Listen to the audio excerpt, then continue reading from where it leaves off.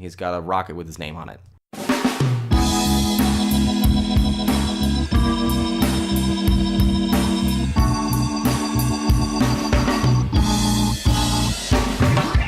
Hello, guys. Welcome back to Let's Pod This. Hope you guys have been having a great week. We're back here in Upper Room Studios. Andy is not with us this week, so it's me, Scott Melson, one of your regular hosts, but I do have a guest with me this week. We have the Honorable Grant Hermes from News 9. Honorable? I've never been called honorable before. That's so nice of you. Thanks for having me on. I'm a fan of what you guys do. I love the podcast. I don't know if I'm going to be able to step into Andy's shoes here, but we'll give it a shot. Man, we're excited to have you on. Excited that you were available and interested and willing to step to the plate. Well, we'll see how it goes. I could strike out. It could be a home run. I have no idea. We'll find out. I think it's gonna be good. Should we? It's been pretty active couple of weeks in the legislature. We're now 2 weeks status post teacher walkout, so things have kind of been returning to normal, which for this time of year means that there's been a flurry of legislative activity. Right, and they want to end by next week. And so this is what we see every year, that they try to cram all this stuff into the last little bit because they've been doing other things for the first part of session, which has actually been 3 sessions, 4 sessions, right. whatever. We're now officially down to 1 session, which is nice. We're in our regular session, and you're right, they're saying that they're going to sine die by the possibly May 4th, the end of next week, which... the last time that happened was 2015. They say they're going to do it every year. Big difference this year. The education budget's already done. That's usually a big sticking point. So now they just have the general appropriations bill and then finish up some business, and they'll be done for the year. We'll see. I'm expecting some fireworks with the GA bill coming up later this week and into next week. It's through the Senate, and I know we're going to get this later. I don't want to jump ahead here, but... the House tends to be a little more volatile with these kind of things, so we'll see if they can hit their date. I think they're just fatigued. The rest of us, I think they're just tired. I totally agree. I was texting with some people today, and, I love this stuff. I love to watch it. It's like my hobby. This is what I do in my free time, and I'm ready for it to be over. I'm so tired of trying to, figure out what they're going to do next, figure out why they're doing what they're doing. It's really, We'll get 2 weeks of vacation from this, and then it'll be campaign season. Which I almost feel like at this point, campaign season would be a little bit rejuvenating. A little, I think so. Because it's just it's different. Yeah. Change of pace. It's just something new. Well, we're getting a little bit ahead of ourselves. We've had so much going on with the teacher walkout. We've kind of really just dealt with that for our last 2 to 3 episodes. Trying to get back to kind of our typical format today, and we're going to start out with a news roundup for you. Several things to talk about. First thing I had on my list this week was the GOP Gubernatorial Candidate Forum. This was hosted by the Oklahoman, took place on Monday of this week. Our friends over at Oklahoma Watch have a nice piece kind of with some high points. They have 4 takeaway points talking about the candidate forum. Grant, did you have any thoughts? First off, we should lay out the land here a little bit. The most recent poll has Lieutenant Governor Todd Lamb and Kevin Stitt tied at 19%, and then Mayor Mick Cornett, or former Mayor Mick Cornett now, is at 17%. And it's really early still, so those polls are kind of a little out from where they should be. But those are the 3 front runners at this point. Going through the list, they talked about abortion. They talked about this new, I guess not the new, the teacher pay plan, which was interesting. First of all, you had a split, a real clear split. State Auditor Gary Jones, who's also in the running for this, who has not been a friend to some of the folks in the legislature this year. He's been kind of a point of derision for a few folks up there. He supported the teacher pay plan. He called it kind of his plan. He said it was his idea. People can quibble about whether or not that's the case. Mick Cornett gave support for the plan, and then a little tepid other response. Todd Lamb, Stitt, and Gary Richardson, and then Dan Fisher all wanted to do something different. They opposed the plan and would rather see reforms in the kind that former Senator Tom Coburn is talking about. We'll get to that later. I think he comes into play right. a couple times this week. He's been not a new face, but an old face in a new way here in Oklahoma politics. Making his triumphant return. Indeed. Depending on who you talk to. Yeah, right. I think it's interesting.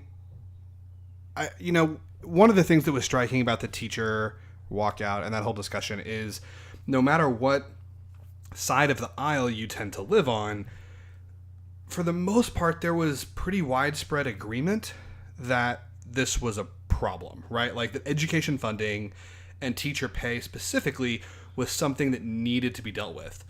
And most people, again, on both sides of the aisle, as evidenced by the 76% that it got in both houses, seem to think that revenue needed to be a part of that discussion. But here you have every candidate for the Republican gubernatorial nomination saying that no, revenue is not the issue. Minus Gary Jones. Minus Gary Jones and Mitt Cornett. Yes. Every candidate but those two saying no, revenue was not an issue. We could just have enacted all these government reforms and found $500 million.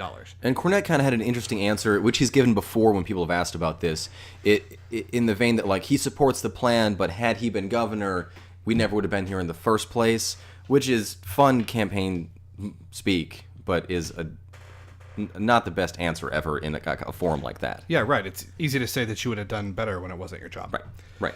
So that's our first article this week. Next up is an article from NonDoc. This was something that I think was really interesting, particularly given some legislative action that took place yesterday in the House of Representatives. This is a piece talking about the difference between two competing proposals to exact additional revenue from Oklahoma's growing wind industry.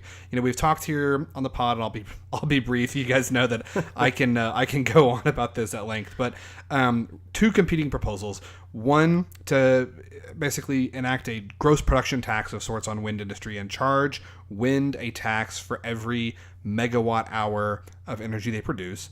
The other possibility that was being discussed was to kind of go back and cap some refundable tax credits that wind has been, when I say taking advantage of, I don't mean in any kind of nefarious way, but just that industry has been using for several years. Oh, and they've been promised that. Right. They're a part of 20-year contracts that these companies have signed to do wind energy and their business here in Oklahoma. Right. And so a lot of the concern from those companies and from the investors had been that the state's going to go back on their word.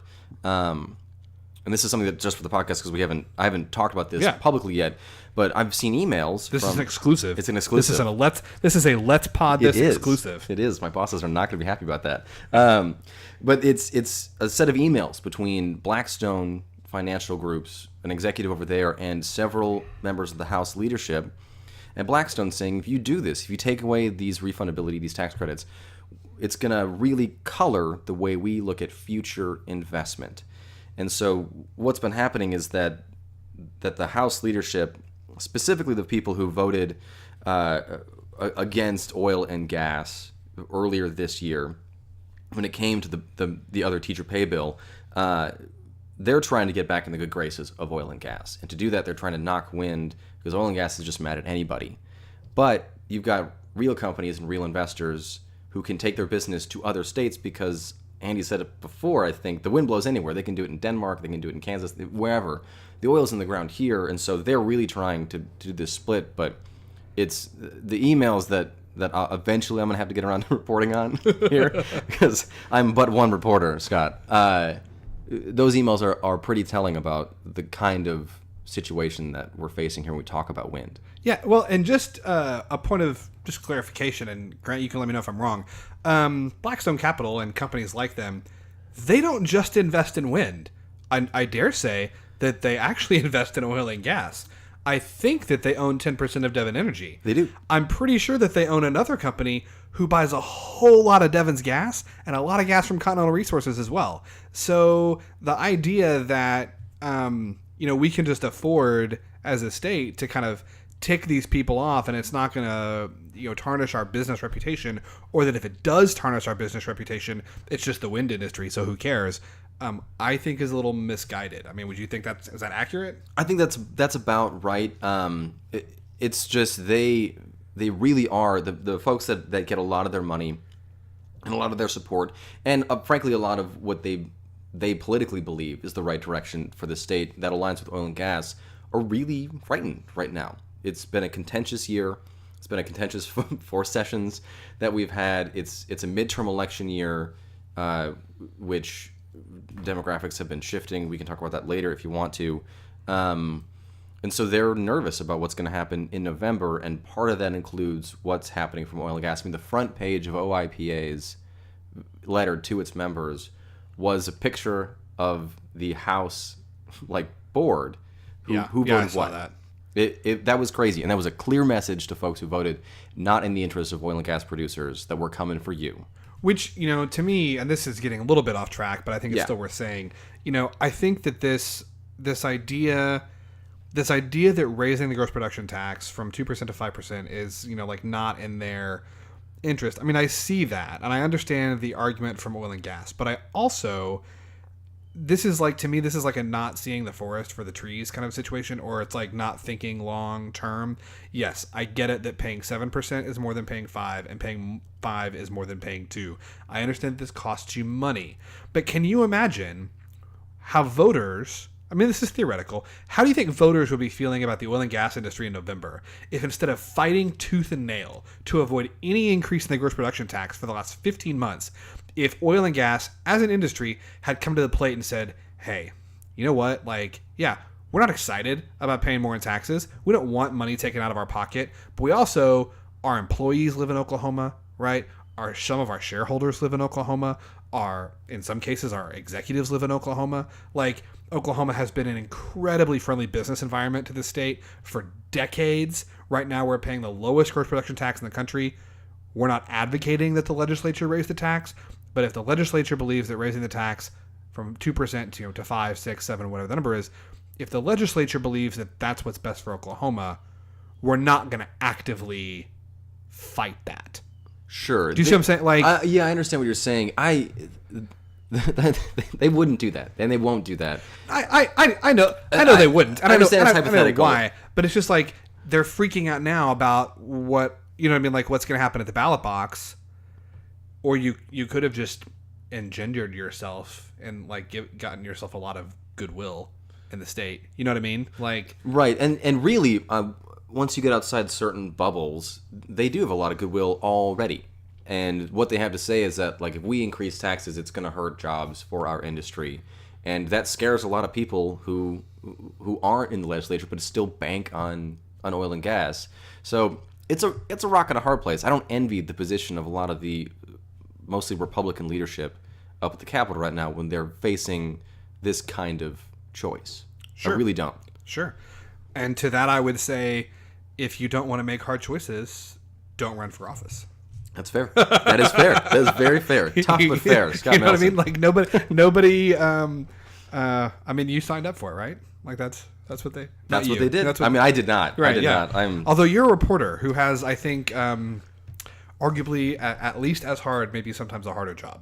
I don't know about that. We can talk about the job later. It's just an industry full of large, fragile egos. That's just all I'll say. I think that's that's true for many of us. All right, next up, this is our long running segment, Pruitt Watch.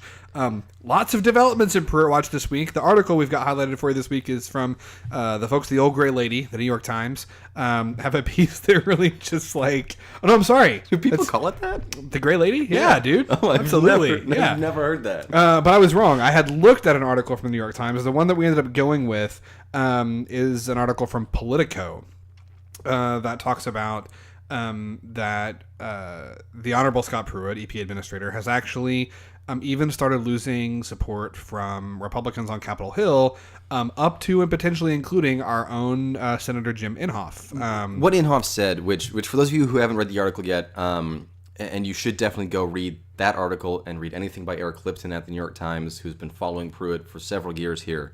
But Inhofe said what came out earlier this week about Pruitt's time as a legislator here in Oklahoma was troubling to him. That Pruitt had purchased a house from some people that that there could have been a conflict of interest there. I did a story about the New York Times piece, a report about the report, earlier this week, and those things matter. We can talk about the hearings today. I did actually sleep today, which is a miracle. But if you want to read a really good piece about that, Justin Wingerter's piece in the Oklahoman and on newsok.com is very good about the hearings today, where Pruitt said that just because something hits the front page of a paper doesn't make it true. As a reporter, I'll disagree with him on that. As somebody who does journalism, I will disagree with that our vetting has to be pretty clear for it to make the front page especially, but also make it in those publications. But two, that it's important to look back on these things because past performance indicates future behavior, and it's especially in politics, it's a strong metric to look at somebody by. No, I could not agree more. And that's been my reason, honestly, for harping on this as much as I have. It's not that like I know Scott Pruitt as a person and don't like him or think that he's a bad. It's not personal. It's just that when you look at the way he is apparently conducting himself on this office, and then you consider that it has been, again, widely reported in a variety of outlets that he is strongly considering statewide office again in Oklahoma. Is this how we want a governor, a U.S. senator? Like, is this how we want our leaders to conduct themselves? It's not for me. And again, I think you said it best. Past behavior dictates future performance. Right, which is why in the converse of that, the Inhofe thing is so stark, because Inhofe has been one of Pruitt's staunchest allies. They agree on lots of things, including climate change. And Inhofe and Pruitt are almost lockstep in their belief that humankind does not cause climate change. In their belief that because you can still make snowballs in Washington D.C. in winter, climate change must not be real. It was a great day for Oklahoma political theater. Right. That'll be like 100 years from now. That'll be like people fighting on the U.S. House floor in the 1800s. Right. That will be in the same line of textbook writing for that. Well, we'll get that article up. I would also echo what Grant said. If you did not get a chance to watch the hearings today, and let's be honest, most of you didn't because most of you are way cooler than I am, you should go back and watch the excerpts because I would submit that no matter where you fall on the political spectrum, they're entertaining. Let me add one thing here to this, too. A lot of folks just read about Scott Pruitt, and if you haven't seen him in an interview setting before, it's interesting. I've interviewed Pruitt only once before. He's a difficult guy to get on camera and on the record, and there are people that you interview who are just, for whatever reason, shifty on camera. And I don't know if that's a machination of his personality or what it is, or just being on camera in front of or in the hot seat. I don't know. He's run for office long enough where it'd be strange if he was just nervous all the time in public life like this. But you should watch him and his mannerisms, because those things are also telling about the answers he's giving. 100%. All right, next up, and this is, so full disclosure, this next piece is less an article. It's not a news article. It's more in the vein of like a blog post or just kind of an informational piece of writing. It's from Dr. David Blatt, who is a co-founder and executive director of Oklahoma Policy Institute, which we reference regularly here on the pod. And we're not going to spend a lot of time on this, but it's I think something that as we are looking forward in Oklahoma politics and with our budget for the next couple of years, is something that we should be starting to think about now and asking our legislators about moving forward. And this is regarding a bill called House Bill 2763. This is a piece of legislation that was enacted in 2016 that creates something called the Revenue Stabilization Fund. And essentially, this creates a separate pool of money. This is different from the Rainy Day Fund, which we've talked about here on the pod before. This creates a separate fund that is designed to serve as a buffer for state finances in years of economic... in the lean times.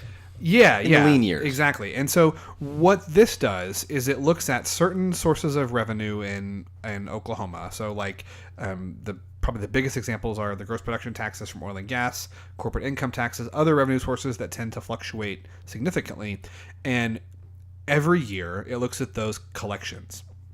And if the collections in a given year exceed a 5-year rolling average of those collections in the past, okay, the difference is deposited in this revenue stabilization fund. All right. The reason that matters is because in a year like next year, when gross production taxes from oil and gas are projected to be substantially greater than the 5-year rolling average, we could see up to $300 million deposited in this revenue stabilization fund, which sounds like a great idea, right? Like we've talked at length about why Oklahoma has not saved more money in the vein of states like Alaska or North Dakota. But it's the same list you guys rattle off. Yeah, every week. time. It is. Yeah, every time. Yeah. However, next year, if we take that $300 million and put it in the savings account, that is going to put in serious jeopardy all of these teacher pay raises and support staff, increased funding for classrooms, as well as funding for other core services. So Dr. Blatt is arguing, and he doesn't take a position of, they should do X, Y, and Z, but Dr. Blatt is arguing that this is something that needs to be revisited by the legislature, that the idea and intent behind the Revenue Stabilization Fund is really a good idea, which I agree with.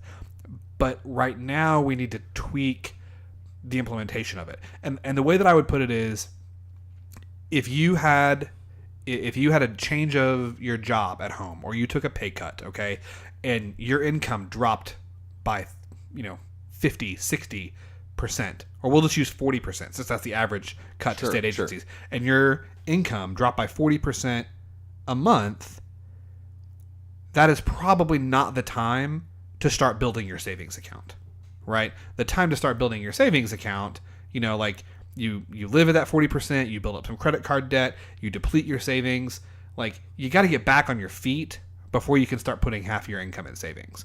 And so to me, this bill, the House Bill 2763, is getting about a couple steps. It's getting a couple steps ahead of us. That's my take. Grant, just a little bit is a little bit, and the idea here that Blatt is talking about is really an end run around two things. It's an end run around the idea that we're probably not going to increase the gross production tax, like states like Alaska, like North Dakota, like Texas, that have the tax at 10, 12, 14%. Right. That have allowed them to have a sort of a safety net. Here, it also lets the state kind of have an escape valve for certain times when we're not doing so well and when our major business is oil and gas, and we're never going to not be an oil and gas state. Until it runs dry, we're going to be an oil and gas state. And so I think what he's saying here is that there are avenues that are not being talked about and that should be revisited because we have to do something to give ourselves some kind of cushion for those years when we're not doing so hot. 100%. So that's House Bill 2763. Last article that we've got for you today is an article from the Journal Record. As we've referenced before, the Journal Record has a paywall. I understand if you can't access it. I also, as I have before, heartily recommend that if you don't have a Journal Record subscription, you finish listening to the pod today and then go to their website and get a Journal Record subscription. Support local media in any way you can. They need it. They're valuable. They need it. Yes, and we have so many great people doing great reporting here. We've got Grant at News 9. We've got Catherine Sweeney at the Journal Record. We have Brianna Bailey at the Frontier in Tulsa. We have Dale Denwalt Benfelder, Steve Lackermeyer at the Oklahoman. We have Grant. Who else? I'll Trace over at Non-Doc. Yeah, Trace Savage at Non-Doc. I will include Justin Wiggerter in that one for Absolutely. federal politics. He's one of the few people here who do it in the state. I'm trying to think of anybody Trevor else. Brown at Oklahoma Watch. Well, I mean, then you have like the nonprofit kind of Yes. investigative pieces. But there is... Well, then you have the Mount Rushmores of Oklahoma journalism here, which are Sean over at the AAP, and Yes. Barbara at the Tulsa World, and Chris Castile over at News OK. Like the real people who are the venerated folks here that if you see their name on a story, you should stop what you're doing and read that story. 100% agree. So this is from the Journal Record. This is by Catherine Sweeney. This is talking about criminal justice reform. We're going to focus on criminal justice reform in a couple episodes, maybe next week, maybe the week after. Suffice it to say that this is looking at 3 bills that passed this week that the governor signed into law.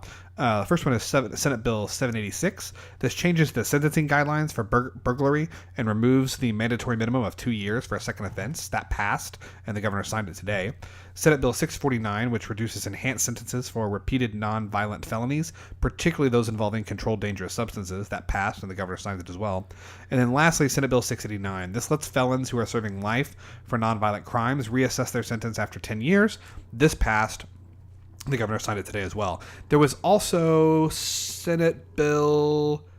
There's a bill that passed the House earlier this week that the intent behind the legislation was to add mental at 2 persons to the parole 1221. board. Senate Bill 1221. 1221, is what the other one was. Yeah, so 1221, the intent of this bill is to add 2 persons to the parole board that have expertise in mental health and substance abuse treatment. There was a floor amendment added that... Okay, this is, Andy talks about those times when I... Temper yourself. Yeah. I'm not Andy. I don't have the ability to rein in Scott. Right, for all you fixers... This could be full Melson. All you guys who listen every week, this is one of those times where I'm squinting my eyes and rubbing my forehead. So there was a floor amendment added that was a request amendment by the District Attorneys Association that changed sentencing guidelines so that judges now have the ability to sentence juvenile offenders from 13 to 18 to life in prison without the possibility of parole. I'm not here to make a comment on, whether that's good or bad, I guess. But you will. I personally think it's a terrible idea. This amendment was the subject of pretty vigorous debate on the floor. An unlikely coalition of people debating against the amendment. You had Representative Scott Edmund, Representative Eric Proctor, Representative Emily Virgin, and then Representative Kevin Calvi from Edmond, all on the same side. Who is also an attorney, I believe. Yes, right? He is. It was interesting because you had a kind of a coalition of attorneys from both sides of the aisle saying that this was a terrible idea, and then a coalition of non-attorneys from the other side of the aisle that seemed to think it was fine. As I've said before in the pod, I am not a lawyer. I think that generally speaking, in matters of the legal process and the law, you should listen to lawyers, but yeah, you should definitely listen to those people. I went to school for that, and it was very expensive, and they're usually pretty smart. So the one thing about this bill, though, it does require those juveniles to undergo a psychological exam to make sure that they're mentally fit to be sentenced to a sentence like that, and then a judge also has to deem that they cannot be rehabilitated. So those are the 2 prongs of that could prevent a juvenile from going to prison for life without parole. For a lot of the people who oppose this bill, that's not good enough. So to that I would say, and this is not a legal argument, but if you're talking about like medicine, for instance, right? So in psychiatry, there's a certain subset of disorders known as personality disorders. By definition, it is widely accepted that you can't diagnose someone with a personality disorder until they're 18. So what we're saying in Oklahoma is you can't even determine what someone's personality is until they're 18, but at 13, you can make a decision that they're both mentally competent to be sentenced to life in prison without parole, and that they're going to be, for whatever they did, that they will be unable to be rehabilitated. Well, it also gets to the ideology, and it was a clear split. If you watch the debate, and you can go back and watch it, it's still on the House site, that like a clear split between who believes what about the corrections system. Is it punishment or is it rehabilitation? And there's a clear split, and it's evident in this bill. Yeah, I mean, you're 100% right. That's a great point. And if we don't move on, I'm going to just... We should move on. I'm going to lose it and go off on this. But now, we had one other piece of kind of news this week, Grant, that you were wanting to talk about, and this involves another nationally prominent Oklahoman. Yeah, let me flip through my notes here. I still use actual paper because... You hear that rustling of paper? That's a newsman right there. That's what this is. Even though you can't read my handwriting, it's atrocious. So So now former Congressman Jim Bridenstine, who is the Oklahoma 1st District, that's up near Tulsa, he was confirmed to be the new head of NASA. It's a really long process for him, a lot of opposition for a lot of different reasons, including things like his opposition to certain LGBTQ rights, his comments about climate change. He falls into the same vein as most Republicans who are as right as he is in that climate change. He never called it a hoax, but he does not believe most of the mainstream science, which is backed up by 99% of scientists at this point. Does he also think that because it still snows in the winter in D.C., it means that climate change isn't real? As far as I know, there are no pictures with Jim Bridenstine and snowballs, but I'm not going to hang my hat on that one. Spoken like a true reporter. You're welcome. You're welcome. He also would be the first partisan head of the agency without a science background. Both of them. There's never been a head of this agency that doesn't have a science background. And when we say science background, we don't mean he majored in, life sciences. Okay. When we say science background, we mean doesn't have a doctorate in astrophysics. Right. And so there was a lot of concern, and obviously it was along party lines, except for Senator Marco Rubio in Florida, which is an important vote because Cape Canaveral's in Florida, who was not convinced that Bridenstine was going to be right for the agency because he was partisan and because he was going to bring an atmosphere of that partisanship. But Rubio, he did. Yeah. He did. He changed his vote. I was getting there. He changed his vote on the day of the confirmation. Wait. Marco Rubio changed his position?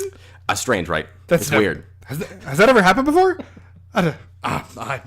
I'm shocked. But the reason we're talking about this is for a few reasons, and one of them is that Bridenstine's big push is he'd like to see a stronger public-private partnership when it comes to American space exploration, including a lunar colony.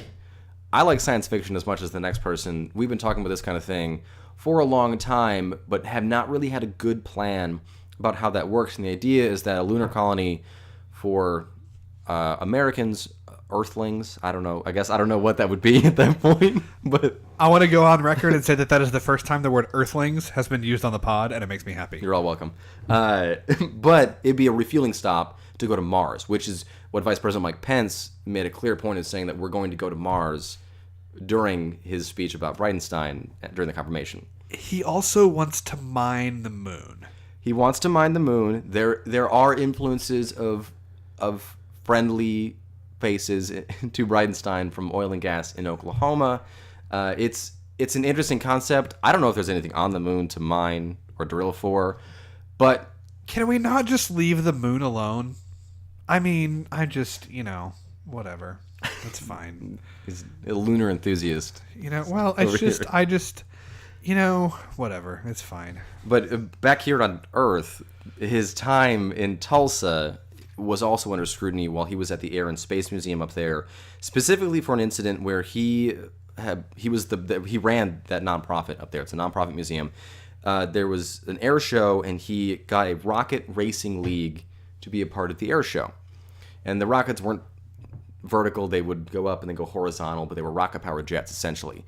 So he used that money to get the rocket league here. Turns out Bridenstine has a stake in the league. He's got a rocket with his name on it. And so that was troubling to some members of Congress when they learned about this report. Another instance of past behavior indicating future performance. He also managed to run the Tulsa Air and Space Museum at a deficit for what I believe is the first time in its history. Yes, in its history. And he's now going to be running an agency that's got an $18.5 billion budget and employs, I think it's 70,000 people.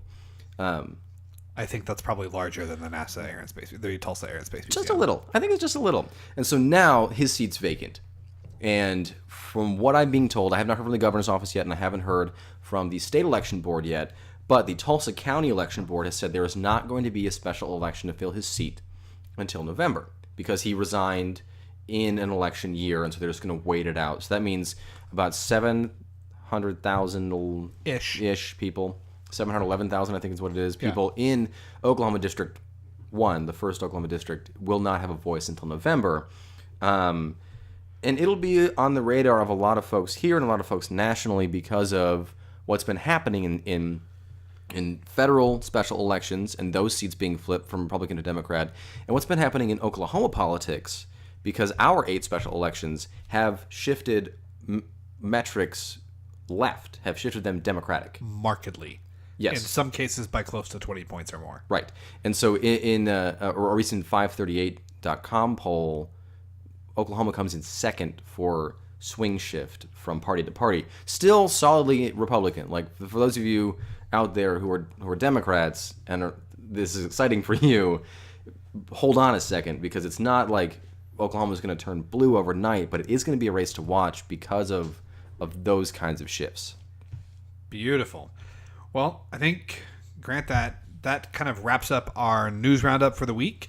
So we're going to take a quick break and come back and walk through some of the other things that the legislature did this week, and we'll go on from there. Sounds good. We'll be right back.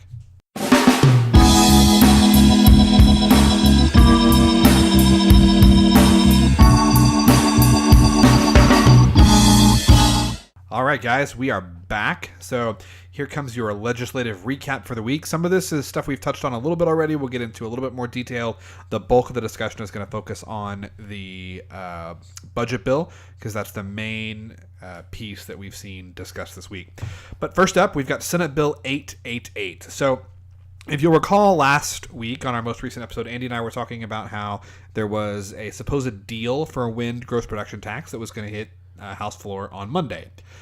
Like many deals in the Oklahoma legislature, this one fell apart for various and sundry reasons. No wind bill was heard Monday. No wind bill was heard Tuesday.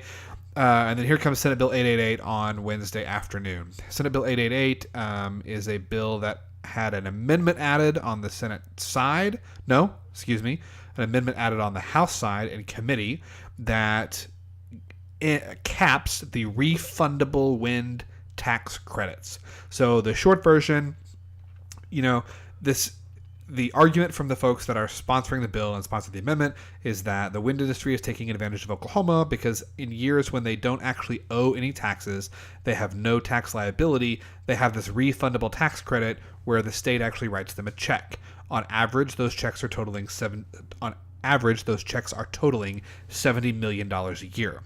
The credits are set to sunset after the next 8 years, but proponents are saying that if we cap those tax credits now, this could save the state, 700, 800. We've heard figures ranging from 700 million to over $1 billion today. Money that this would save the state by capping these tax credits. Right. To be safe, let's just go with $70 million a year. That's what it's at right now, and that's what we know the state's going to get capped. So $70 million a year, that's when it's going to save the state for the next 10 years. So if you do extrapolate that, it's $700 million the next 10 years. Is it 10 years they sunset or 8? It's 10 years. Okay. It's interesting, and we talked about this earlier in the show here, but these rebates and this tax credits, whatever you want to call it, at the end of the day, they get money back on their taxes.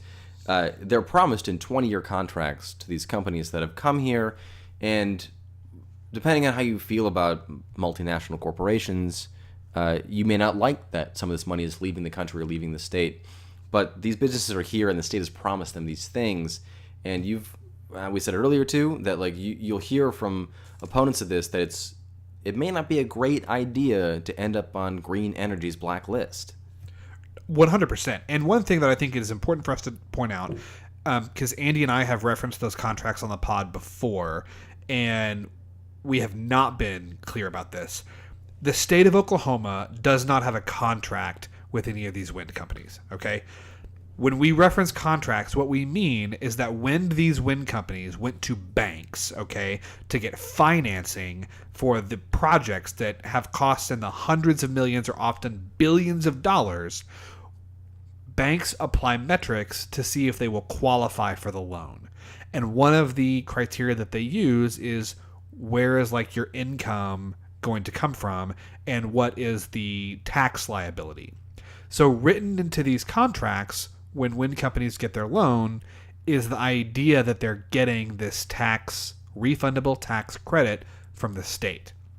When that goes away, okay, it puts that financing in jeopardy. It may mean that these companies are no longer able to meet the obligations of their loan. Now, the question becomes, if that happens, if there's a lawsuit, are banks going to sue the wind companies? Those lawsuits were being drafted. Yeah. There's a reason that there's certain amendments were made to this bill. It was because lawsuits were being drafted, and they were afraid of that, or at least the threat of lawsuits being drafted. Right. There's also a part of this, too, that, and I hadn't thought of this until just now, so I'm kind of riffing here. I don't know. It's a podcast, dude. It is a podcast. You can riff. I don't know what this will do to Oklahoma's credit rating itself. Earlier this year, Which just went up for the first time. First time, right? like right. 10 Which years. is good news for Oklahoma. But we were given a negative credit late last year from Moody's, and to alter agreements like this, it'll be interesting to see what happens, because Moody's said that while a recent teacher pay bill and other revenue bills that we've passed have been a step in the right direction, they're still saying it's not enough. And so if we go back on our word, which is your credit, in some of these things, it'll be interesting to see what happens to state credit lines. I hadn't thought of that. That's an interesting point, because on the one hand, you would think because this means that this reduces the accounts payable for the state, right? So on the one hand, it means we have more money, so that should increase your credit rating. On the other hand, it means you're going back on your word on a business deal, which decreases your credit rating. So, this is a big deal. This passed the House yesterday, Senate Bill 888. It's got to go back to the Senate because this is an amendment. We have heard, Grant, I've talked to some folks and I've heard, and I certainly, only say what you can. You only say what you can. You're a reporter. Mm-hmm. You have to report. Got to protect your sources. I have heard that this is dead on arrival in the Senate. Like, that Senate may not even hear the bill. However, Representative Cootie, who carried the bill on the House floor, said that the pro tem in the Senate has promised the bill will get a hearing. That's interesting because procedurally, the Senate pro tem is the only person who could bring this to the floor. Right. So, I don't know. Can you... I've been hearing similar things that you've been hearing, but I'm not entirely convinced that that's what's actually going to happen. I believe it'll get a hearing. I think it depends on how afraid, it's like we were saying earlier, on how afraid of oil and gas they are looking ahead or looking at their campaign coffers. I don't actually know if there's going to be outside forces besides just the state revenue that are going to impact this and matter more to them than putting $70 million a year back into the state budget. Yeah, I agree. And, traditionally, at least this session, the Senate has been a little bit more hostile to this idea than the House. The reason that this provision was added as an amendment to the bill in the House is because they couldn't get that done in the Senate. So, if the Senate pro tem decides to bring it to the floor, I honestly don't know if it passes. I mean, I just don't know. I don't either. So we'll see what happens with that. Next bill that we specifically wanted to discuss today is House Bill 1212. This is so-called, again, this was not originally the intent of a bill. This was the addition of an amendment. But an amendment was added to House Bill 1212. This happened yesterday as well. It was a long day if you like to watch debate on the House floor. An amendment was added for constitutional carry. Grant, do you want to kind of explain what so constitutional carry is? Constitutional carry is the idea that in the Second Amendment, which gives Americans the right to bear and keep arms, firearms specifically, to people who interpret that law, and that the way that we've interpreted it in general. Constitutional carry is the idea that inside the Second Amendment is your right to carry a firearm on your person without government intervention in a permit process, in a training process, and depending on who you talk to, a background check process. If this passes, which Oklahoma's a very pro-gun state. It did. It passed the House. Yeah. And so now this gets through, and you can, if you're over 21 without a felony, you can buy a gun and just carry it without having a permit. Whenever you want and wherever you want. Right. Now, proponents of the bill, to be fair, I guess, proponents of the bill were adamant. This does not allow you to carry a gun any place that you cannot carry a gun already. Okay? So if I am a private business owner and I don't allow firearms on my property and I have it posted that firearms cannot be carried, concealed or otherwise, on my property, that is my legal right as a private business owner and owning my private property. What this bill does is if you want to go to a federally licensed gun dealer and purchase a firearm and carry it on your person at all times, you can do that without buying a gun license, without going to any training, without getting a permit, without paying any sort of fee. It says it is your constitutional right to buy a gun and carry it with you wherever you want to, as long as the owner of the property onto which you are, going doesn't restrict that. Right. And so the proponents of this bill are people that believe all the same things, the good guys with the guns and the bad guys with the gun, all of those things that become now cliche. But there are serious concerns from law enforcement agencies about this bill. I did a story this morning, so this is Thursday morning for us. So when does this come out? Next week, Scott? Tomorrow?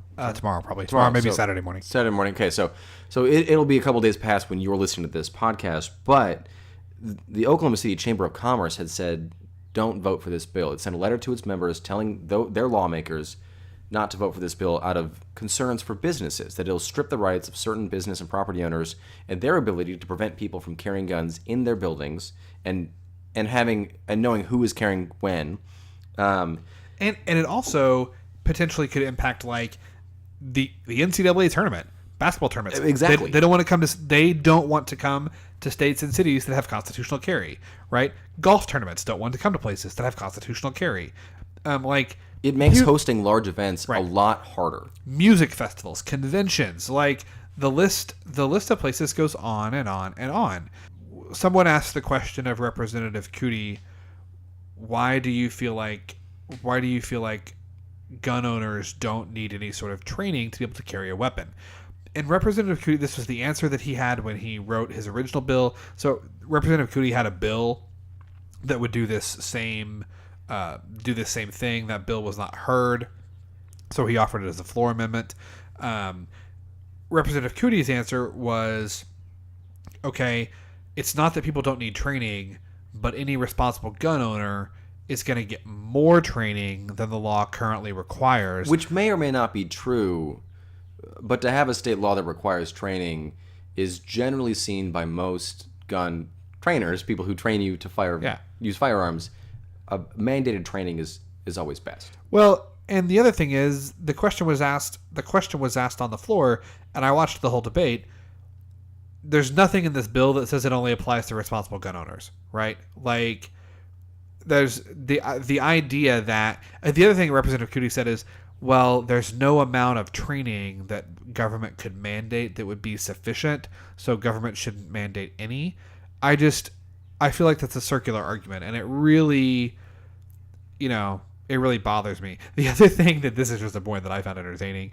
The other thing I found entertaining about the debate on this is someone asked Representative Cootie, okay, well, you have to pay to get an ID to vote, so why shouldn't you have to pay to get a permit to get a gun? Representative Cootie said, well, first, he thought that the IDs that you need to vote are free. They're not. And two, he said, I don't see anything about voting in the Bill of Rights.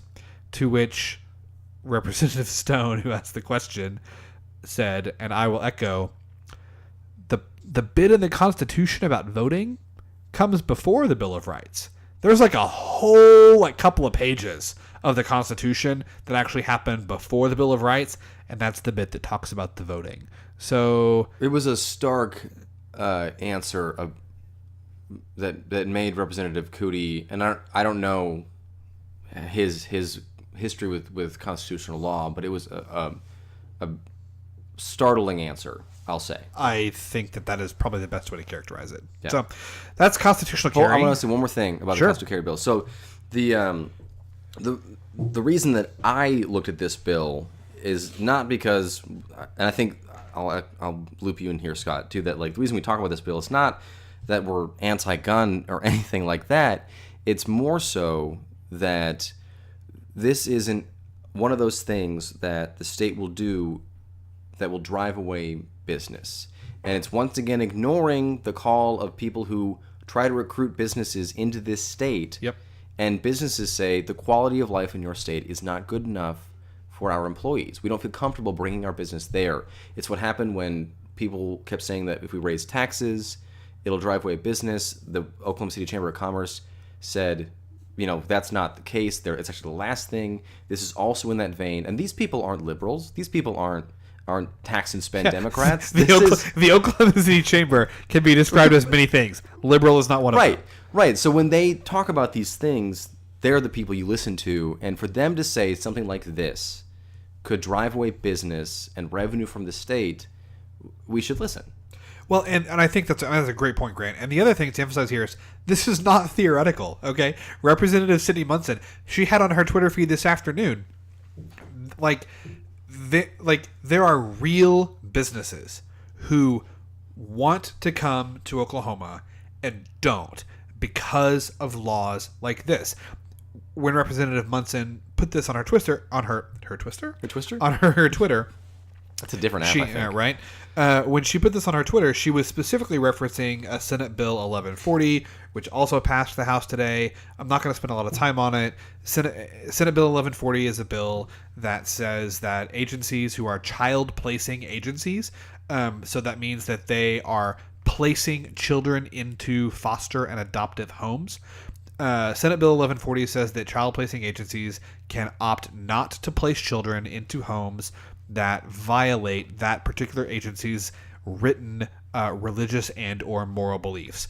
An easy way to translate that is if I own a child placing agency and I believe that marriage is biblically, according to the Bible, should only be between a man and a woman, I can choose not to place a child in a family that has two parents of the same sex. The bill is, in my opinion, designed to allow child placing agencies to discriminate based on religious and or moral convictions, families into which they'll place children. The bill passed the House today. It's largely going to be, I won't say ineffective, but Representative Leslie Osborne, Republican from Mustang, running for Labor Commissioner, friend of the pod.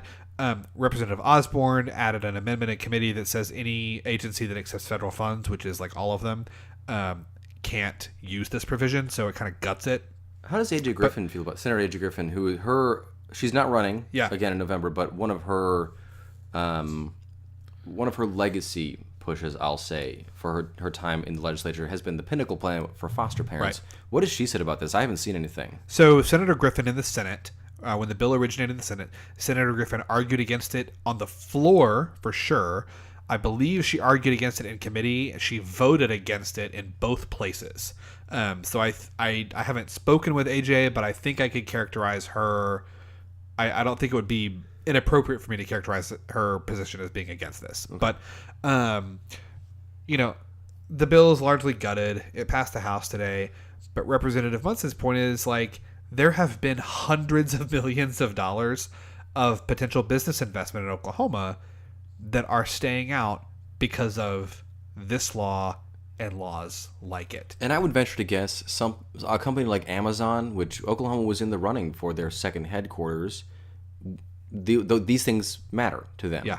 And especially companies from the coasts where they tend to be a little more liberal than we are here. Right. Only a little more. These kind of things affect that kind of business. 100%. And then reasonable people can disagree about if that's the kind of business you want in Oklahoma. But the fact of the matter is that people who recruit businesses here are saying that bills like 1212 and this adoption bill are driving away business. I totally agree. All right, last bill on our legislative recap for this week is Senate Bill 1600, just like the address of the White House. So, Senate Bill 1600. That's on purpose? Do you think they did that on purpose? Do you think that was clever? I don't think they think that far ahead. That's too bad. Okay. But man, it wouldn't be awesome. Keep it. Senate Bill 1600. This is the budget bill. This is the General Appropriations Bill for fiscal year 2019. The big number, drum roll please, $7.545 billion.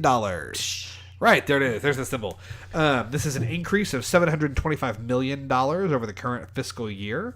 There are no agency cuts other than the Department of Commerce, except not really. That's not really a cut. And a 19.6% increase to the Department of Education budget. Also increases for DHS and mental health. I think one question, and this is a leading question, I'll admit, because Our next segment, we're going to get into this in detail with some reporting that Grant has done. Does this really increase funding? Okay. The party line, and when I say the party line, I literally mean the party line from the majority in both houses has been, this budget is a huge success because it's an increase of, about 9.5%, 10% across the board from the last fiscal year. However, there are some people, Representative Eric Proctor of Tulsa, would say that no, this actually does not increase funding. The debate we saw this week in the Senate was that, from the Dems, was no, this doesn't increase funding nearly enough. Even Senator Kim David, who is the Republican chair of the Senate Appropriations and Budget Committee, her debate on the floor was like, yeah, this increases funding ish, meaning that ish, right. Like, it is a bigger pot of money than last year. However, it does not get us anywhere near 2009 budget levels. And Oklahoma Policy actually has a good graph of this, which is nice that it's on a graph. And you don't have to read the entire thing. Indeed. But that where we are versus the current levels of what we should be at based on 2005 to 2009 levels, we're quite a bit lower than where we would expect to be at, given what you would want for an increase in spending and budgetary apportionment. Right, exactly. So that's kind of the short story on the Senate bill, on the budget bill, is like, yeah, it increases funding, kind of. One thing, listening to debate about this in the Senate yesterday, on the floor, and then honestly in Senate JCAB too, the Senate Joint Committee on Appropriation and Budget. Why won't the step up plan just die? Like, why won't it go away? It was just I felt like every answer to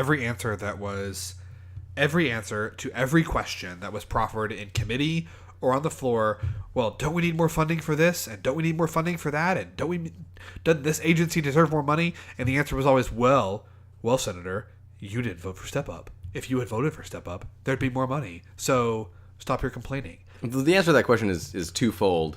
There's an actual answer, and then there's a more craven answer to that question. And so the actual answer is, it keeps coming up because it was the plan. It was the plan that they had brokered with bipartisanship and business and the governor, for the most part, everybody involved. They weren't super thrilled with all pieces, but it had been brokered and then failed on the back of State Question 640, really. The craven answer is that the folks that are saying, well, if you had voted for Step Up, like I did, that's a dog whistle to donors who backed Step Up. Right. You're 100%. And I mean, the bill passed the Senate. The appropriations bill passed the Senate, largely along party lines. And you could basically summarize the argument down to Democrats standing up and saying, okay, yeah, this is more money, but it's not nearly enough. Shouldn't we be finding more money? And Republicans saying, well, if you really wanted more money, you should have voted for Step Up. Right. And I want to make a disclaimer here. The CEO of Griffin Communications, which owns News 9, David Griffin, was a part of the Step Up plan. I have to say that as an ethical journalist.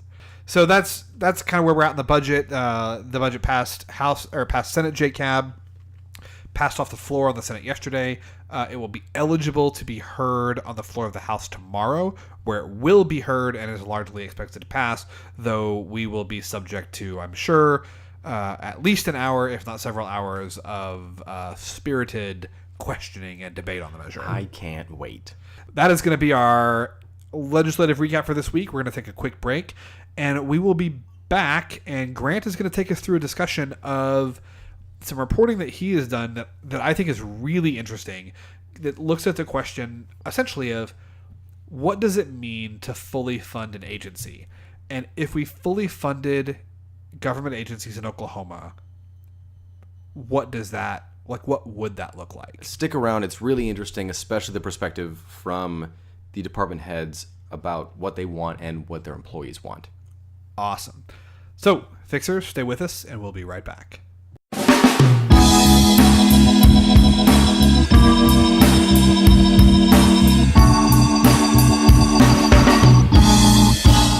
And we are back. So, this is probably our last segment for this week.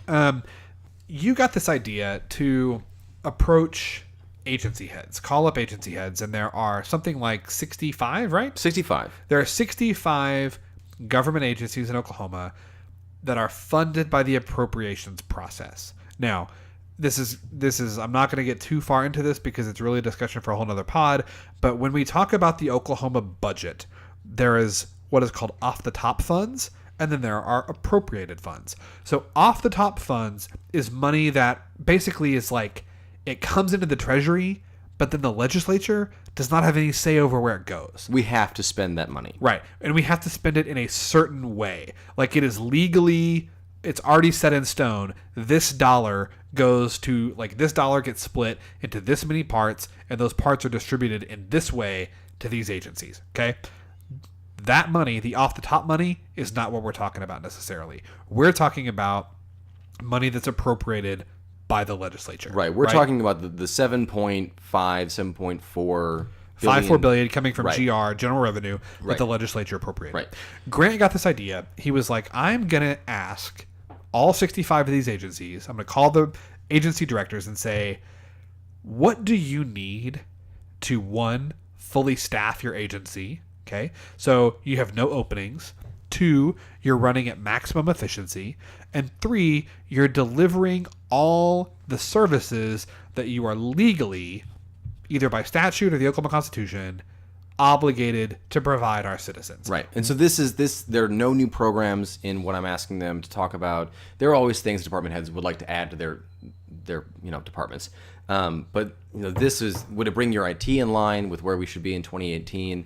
That includes things like the Department of Public Safety and getting everything in line for the Real ID Act, because that's going to cost them money, but will be a new improvement to the department. That's things like new prisons that corrections wants. But you're not including any of those things. I'm including those things. You are including those in things. some of okay. those things, but like you're not allowed under this question to start a new program that hadn't existed before. So you're not allowed to dream. You're not allowed to invest. You're not allowed to say, wouldn't it be cool if we did X, Y, and Z? All you're allowed to do is say, if we were doing everything that we're already mandated to do at the best of our ability, it would cost this much money. Exactly. Right? So that's the question that you asked. You called 65 department heads.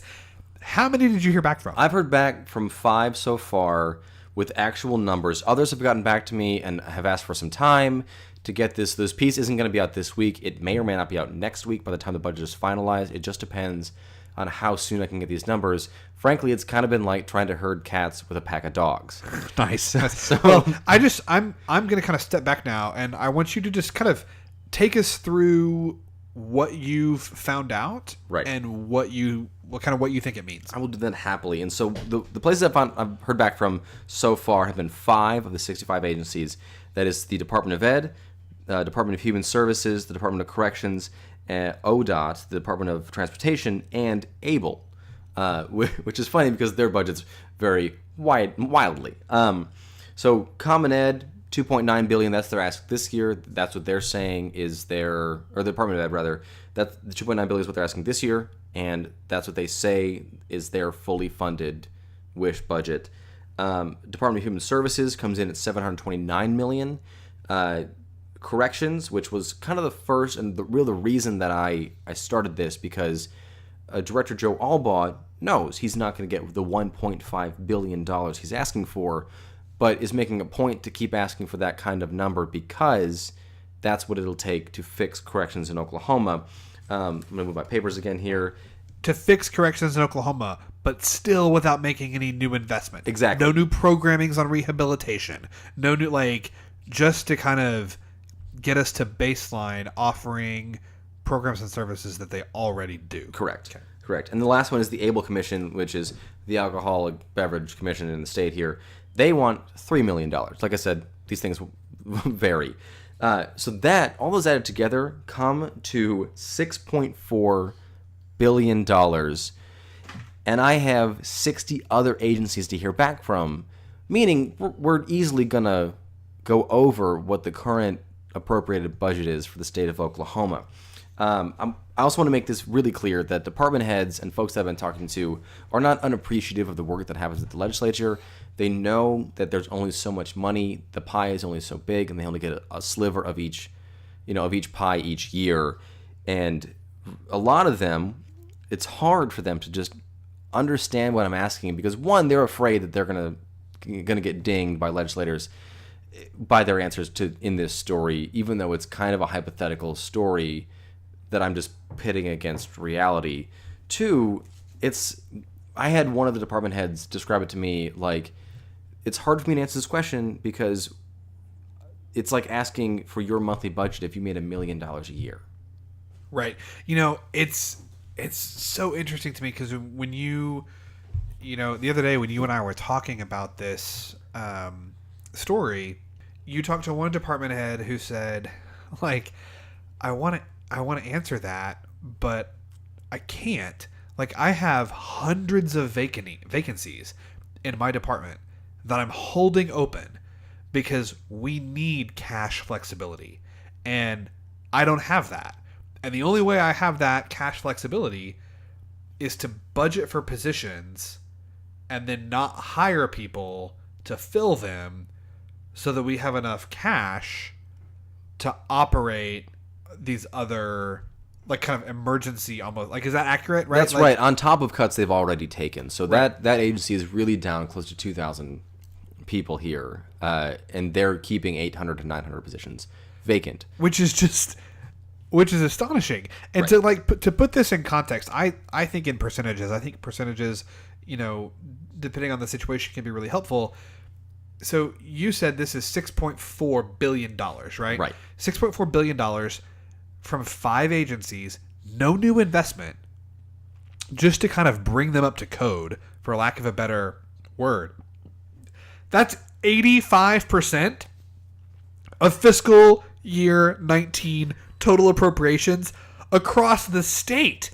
And there's 60 agencies he hasn't even heard from yet. I mean, that. By the way, I think Scott's brain might melt out of his ears here in a minute. But like those agencies I haven't heard from are things like the Department of Public Safety, which are Highway Patrol, which are the DMV, which are some of the bigger areas. The Department of Mental Health, which we know has been underfunded. Yes. That's the Health Department. That's the Tax Commission.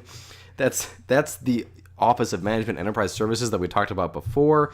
That's the OSBI, the Bureau of State Investigations, which investigates state-level crimes.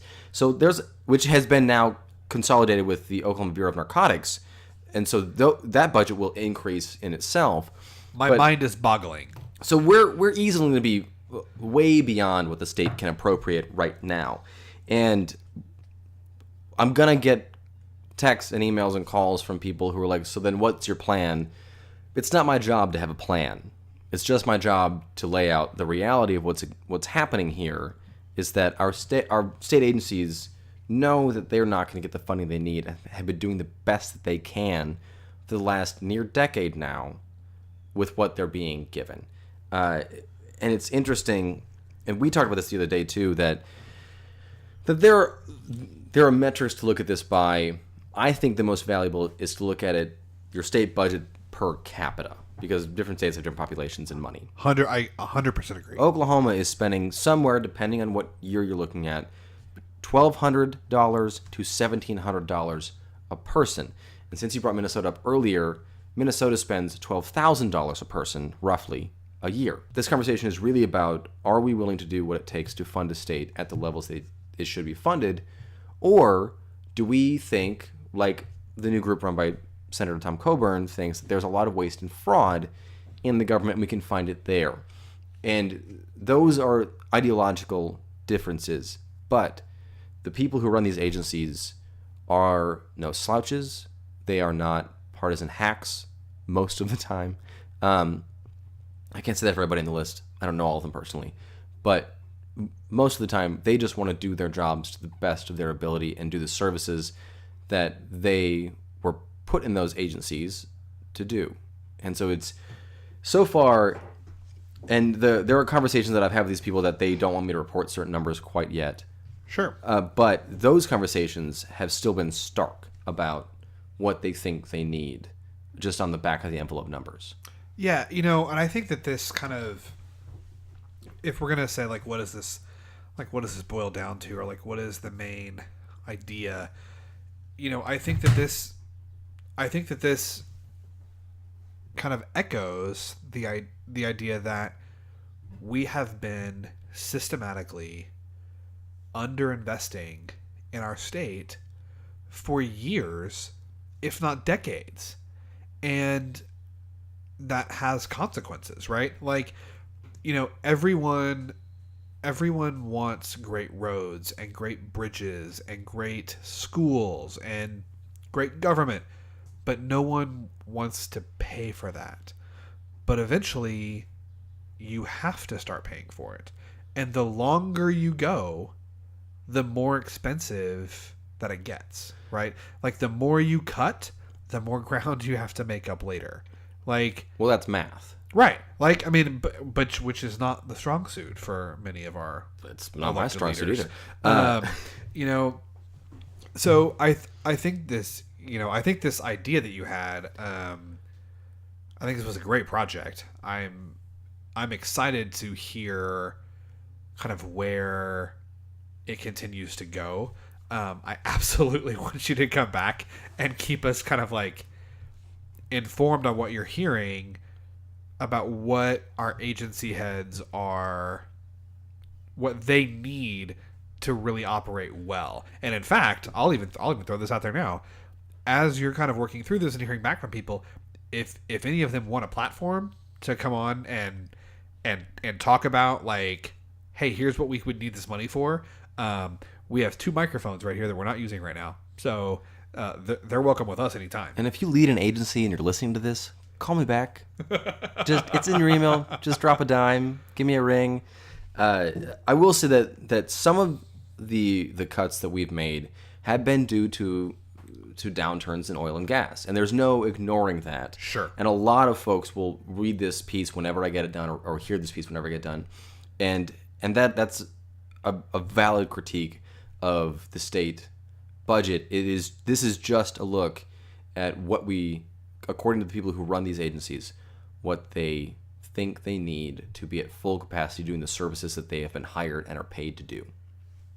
No, I mean 100%. And the other thing is, this is also not like an excuse for waste, right? Like, oh, that if you just like throw money at the problem, automatically things get better. Like, if an agency is not providing services well, that automatically means that they need more money. Also, that's not what I'm trying to say, and that's not what you're trying to say. No, and also a thing that I hear frequently from department heads is they are actively looking for ways to decrease waste and bloat in their agencies and inefficiencies in their agencies, because they too would like to be good stewards of taxpayer money.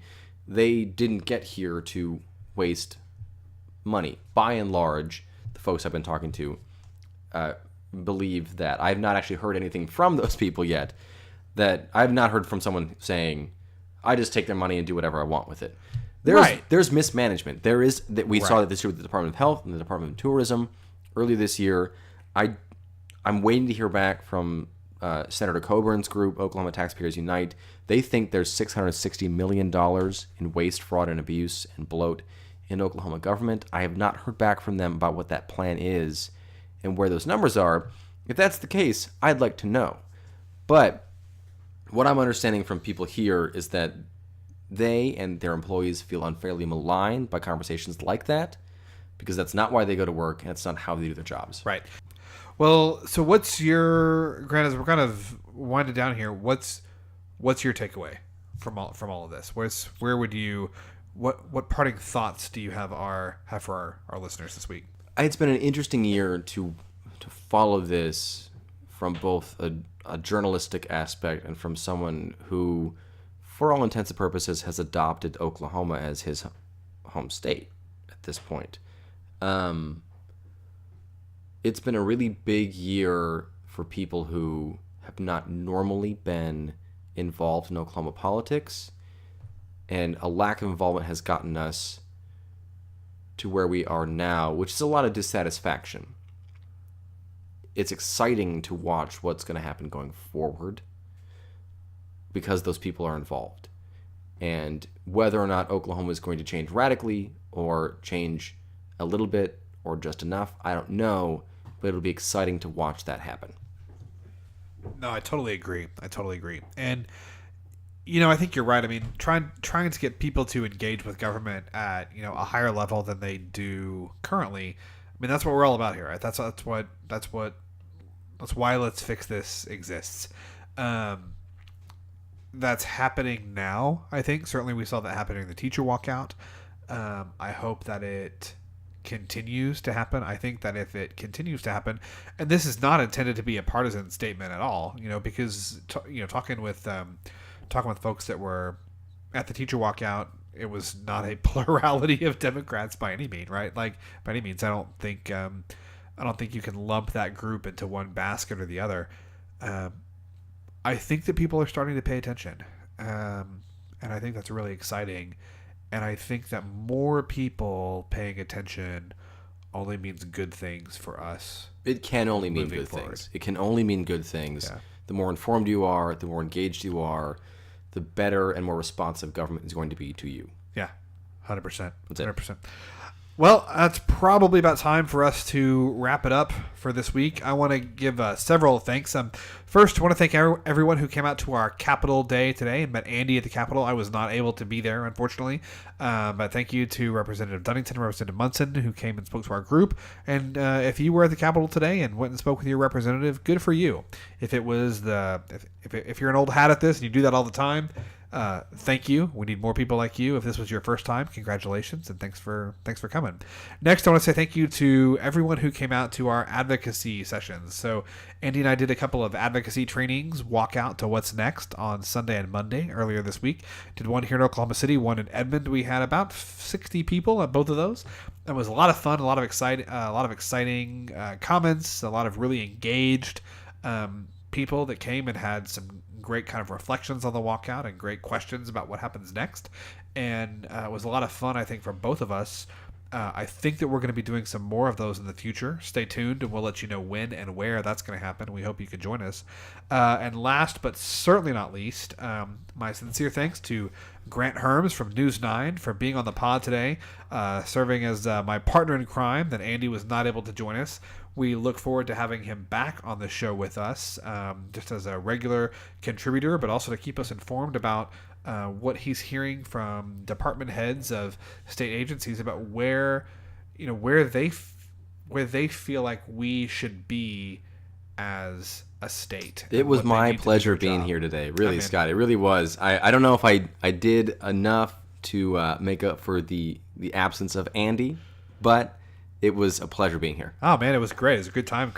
Great conversation as always. And like I said, we look forward to having you back. For anyone who doesn't already follow Grant on Twitter, you absolutely should. Grant, you are at Grant Hermes, KWTV on Twitter. He is, we throw out several of our must follows if you're wanting to know what's happening at the Capitol, and Grant is definitely one of those. Yeah. Also follow on Instagram. That one's Grant Hermes TV.